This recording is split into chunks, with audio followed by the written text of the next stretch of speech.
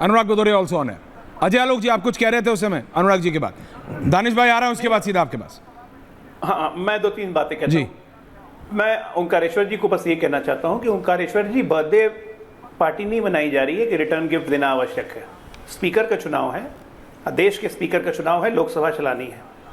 Return gift deputy speaker कब मांगे तब हम बर्थडे पार्टी में आएंगे, ये तो कोई शर्त नहीं होती है ना। तो लोकतंत्र के मंदिर का सबसे बड़ा पुजारी का पद हम लोग चुनने जा रहे हैं, उसमें चुनने की नौबत नहीं आनी चाहिए थी। खैर, ये अपनी राजनीतिक परिपक्वता की बात है। कांग्रेस ने ऐसी परिपक्वता दिखाई है, पहली बार नहीं। मैं बोल लूं, मैं आपके बीच में नहीं बोल रहा था, मैं आपके बीच में। अनुराग जी होल्ड ऑन, आ रहे हैं एक एक करके। अनुराग जी, नहीं, इनको क्या लगता है हर चीज में? मैंने अपने ओपनिंग स्टेटमेंट में कहा था राजनीतिक ढीठता। मैंने पहले कहा था राजनीतिक ढीठता।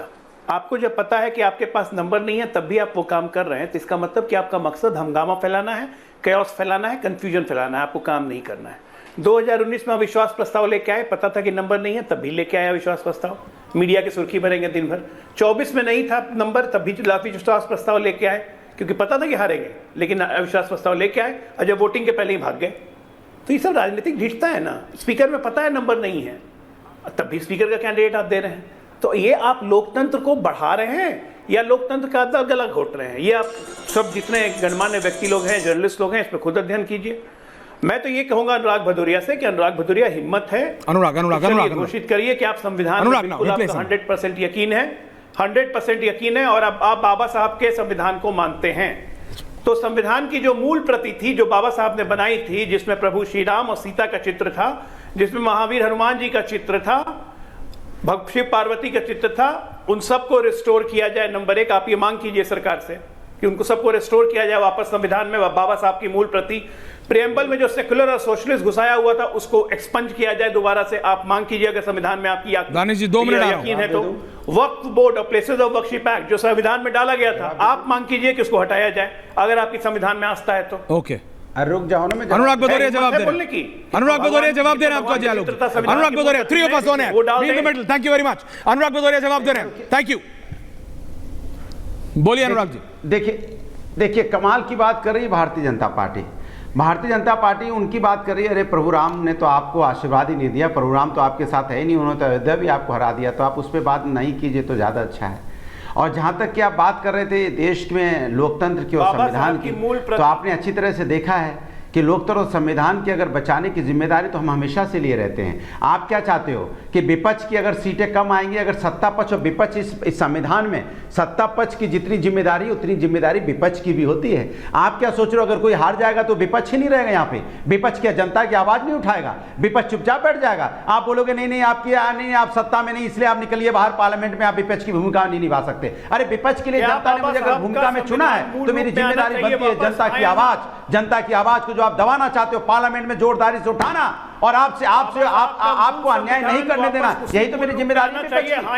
आनंद जी आ रहा हूं, पूरी बाखूबी निभा रहा हूं। आप डायलॉग नहीं निभा रहे संविधान को। बाबा साहब का मूल संविधान करते हो, हम विपक्ष के खड़े होकर आपको पकड़े रहते हैं कि आप संविधान और लोकतंत्र देश के अंदर खत्म नहीं कर सकते, क्योंकि हमें भी संविधान ने जितना अधिकार आपको दिया है और हमें जनता ने दी, आवाज दी है कि हम पार्लियामेंट में खड़े होकर उनकी आवाज मजबूती से उठाएं। तो आप क्या चाहते हो इस देश के अंदर विपक्ष माने आप चाहते हो कि ये जो पार्लियामेंट है विपक्ष विहीन हो जाए, ये सत्ता पक्ष रहे?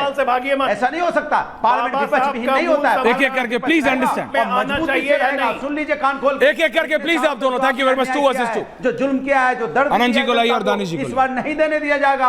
आपको कोई असंवैधानिक काम नहीं करने दिया जाएगा, आपको रोका जाएगा। सुन ली कान खोल के, आपने जिस तरह से अत्याचार अन्याय लगा 10 सालों से जो किया है ना, आपको नहीं करने दिया जाएगा। जनता को दर्द जो आपने दिया है इस बार नहीं देने दिया जाएगा।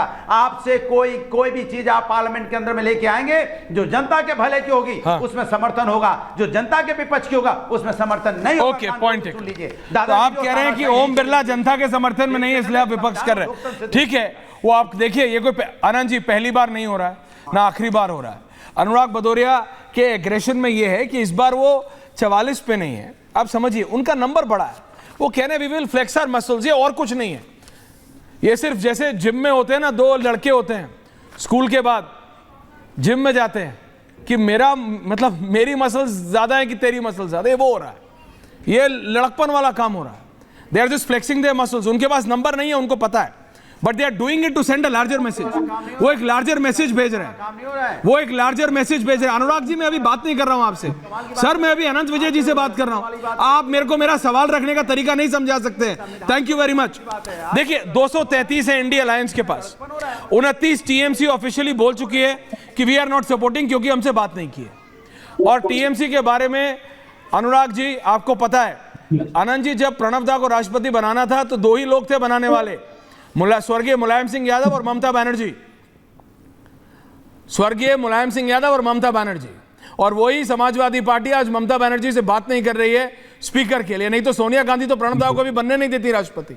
मेरे को आज तक याद है, जनपद स्थित उनके घर पे ममता दीदी नाम कुछ और अंदर से मुलायम सिंह यादव जब घर से बाहर आए तो नाम कुछ और प्रणब दा का नाम बता दिया, सारी मीडिया हक्की बक्की रह गई। तो उस तरह का कॉम्बिनेशन और कोऑर्डिनेशन रहता था इन पार्टीज के बीच में, और आज क्या हो रहा है वो दिख रहा है।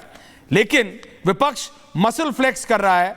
विपक्ष कह रहा है भाई हमको डिप्टी स्पीकर दे देते, बीजेपी कह रही है कंडीशन नहीं, जैसे अभी अजय आलोक जी ने कहा रिटर्न गिफ्ट नहीं देंगे। विपक्ष कह रहा है हम तुम पे भरोसा कैसे करें। विपक्ष की समझिए, विपक्ष के नेता कह रहे हैं हम तुम पे भरोसा कैसे करें, 10 साल तुमने हमारा कुछ नहीं होने दिया, हमारे 100 और 150 सांसद सस्पेंड कर दिए, इस बार तो मौका मिला है, छोड़ेंगे नहीं, कम से कम मैसेज तो भेजेंगे। उनका ये व्यू पॉइंट है। अनंत विजय जी, दानिश जी, इसके बाद आपके पास। विपक्ष के एक सांसद जो पूर्व में अपनी पार्टी के अध्यक्ष भी रह चुके हैं, आजकल पार्टी प्रवक्ता की भूमिका में आ गए हैं। वो अध्यक्ष के बजाय उनके बिहाफ पे वही बात कर रहे हैं मीडिया से, जो आज हमने देखा कि फोन कॉल का इंतजार उनके अध्यक्ष को था, लेकिन अध्यक्ष की बात उन पार्टी सांसद महोदय ने, पूर्व अध्यक्ष जो है, उन्होंने लोगों तक पहुंचाई। तो मुझे लगता है कि इतनी छोटी छोटी बात पर अगर उनका फोन नहीं आया, आप ही फोन उठा के कर लेते अगर आप रत्नात्मक।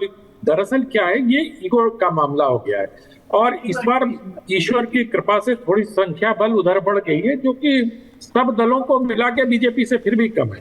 तो मुझे ये लगता है कि इस बार थोड़ा शक्ति प्रदर्शन पार्लियामेंट में देखने को मिलेगा, और शक्ति प्रदर्शन में बार बार विपक्ष को मुंह की खानी पड़ेगी, क्योंकि अभी कल ही ओम बिरला का जब चुनाव होगा तो उसमें विपक्ष को कुछ भी नहीं हासिल होने वाला है। कितनी वोट मिलेंगे, विपक्ष थोड़ा एक्सपोज होगा। मुझे लगता है जो 232 या 33 की संख्या वो दिखा रहे हैं INDIA गठबंधन के लोग, मुझे लगता है कि वो भी थोड़ा एक्सपोज। 29 तो कम हो गए सर।